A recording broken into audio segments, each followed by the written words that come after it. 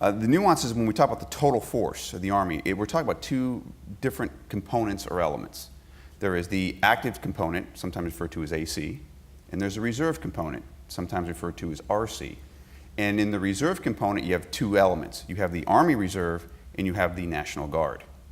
So for the active component, that's what people think about when they think of the United States Army.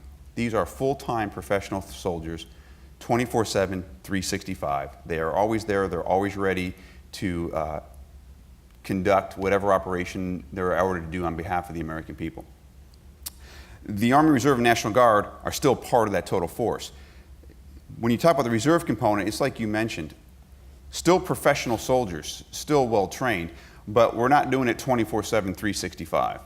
So when you think of a reserve component, most people heard the term of that 1 weekend a month, kind of 2 weekends or 2 weeks during the summertime frame to sum up a reserve. And that's true for some of the soldiers. For many of us, depending on your role, you'll end up doing more than that. So you have to really work to balance the various other elements in your life. When you get down, though, to the nuances about what's Army Reserve versus National Guard, the simple answer is the Army Reserve is a federal force. Just like the active component Army, it answers up through the President of the United States as Commander-in-Chief.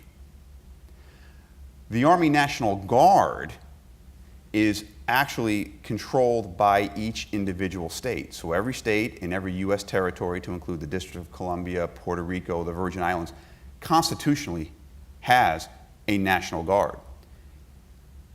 They are actually under the command and control of the governor of that state, not to the federal government.